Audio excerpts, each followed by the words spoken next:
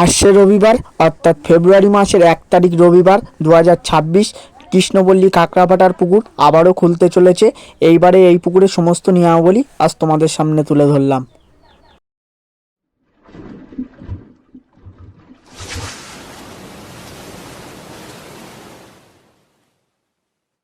বন্ধুরা, আপনারা ব্যাকে এখন এই যে পুকুরটি দেখছো, এই পুকুরটি সাজিরহাট কৃষ্ণপল্লীর কাছে কৃষ্ণপল্লী কাঁকড়াভাটার পুকুর নামে পরিচিত।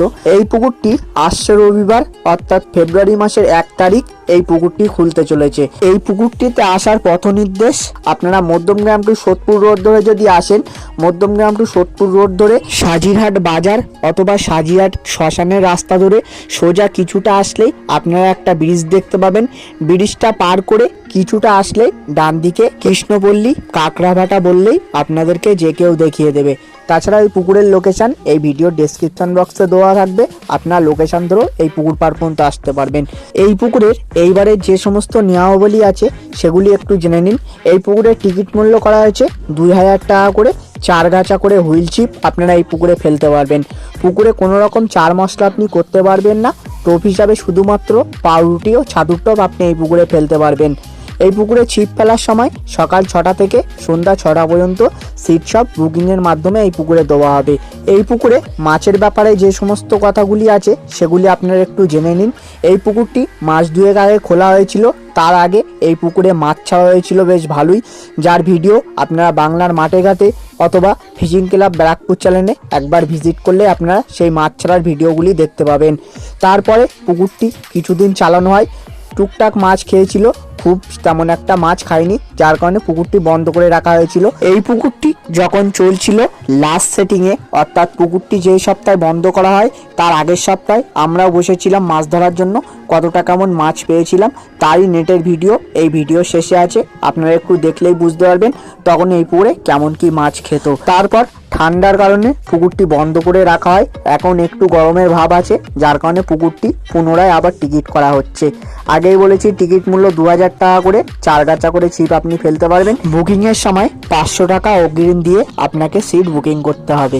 এইবারে পুকুরে কোনো সিদ্ধান্ত থাকছে না, সম্পূর্ণ সিদ্ধান্তবিহীন পাস এই পুকুরে চলবে। তো যে সমস্ত শিকারী বন্ধুরা এই পুকুরে ছিপ ফেলতে ইচ্ছুক, আপনারা ভেবেচিন্তে নিজ নিজ দায়িত্বে নিজ সিদ্ধান্তে সিট বুকিং করবেন।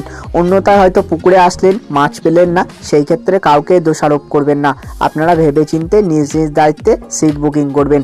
এই পুকুর কমিটির নাম্বার স্ক্রিনে দেওয়া আছে, আপনারা এই নাম্বারে যোগাযোগ করে সিট বুকিং এবং এই পুকুর সম্বন্ধে যদি আপনাদের আরও কিছু জানার বাকি থাকে সরাসরি ফোনে কথা বলে সব কিছু জেনে নিতে পারবেন। তো আমি আজ আর বেশি কথা বললাম না বন্ধুরা, আপনারা সকলে ভালো থাকবেন, সুস্থ থাকবেন। দেখা হবে নতুন কোনো একটা ভিডিওর মাধ্যমে কিংবা নতুন কোনো একটা পুকুর পাড়ে।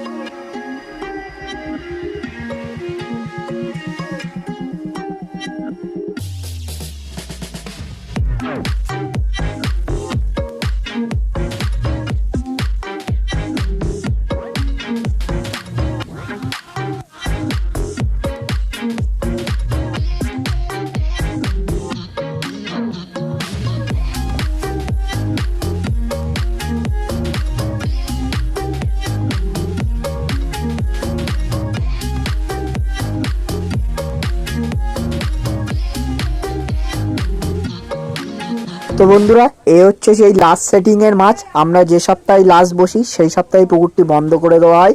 এই লাস্ট সেটিং এ আমরা এই মাছগুলি ধরেছিলাম।